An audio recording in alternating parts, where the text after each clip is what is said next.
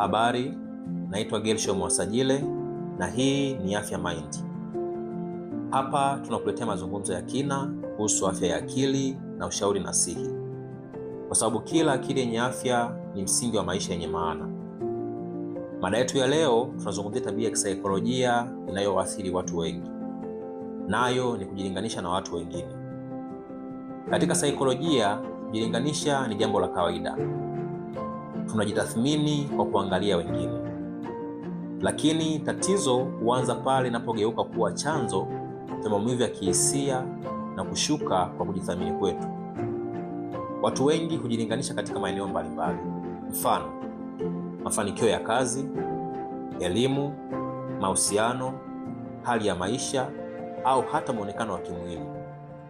Mbaya zaidi, mitandao ya kijamii imeongeza tabia hii kwa kuonyesha matokeo na si kuonyesha mapambano.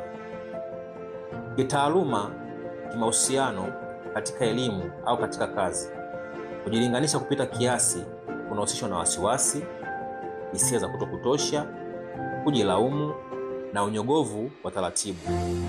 Kama mshauri nasihi, mara nyingi nimesikia mtu akisema, wenzangu wamepiga hatua, mimi nipo nyuma. Huu ni mtazamo potofu, si ukweli wa kisaikolojia. Ni muhimu kukumbuka kwamba safari za watu siku zote hazifanani.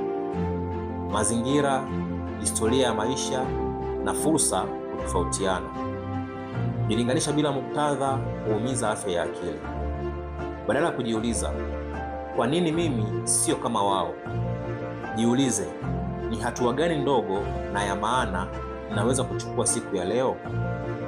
Leo angalia, ni wapi unajilinganisha na wengine na athari zake kwa afya yako ya akili. Kumbuka, maendeleo si mashindano, bali ni mchakato.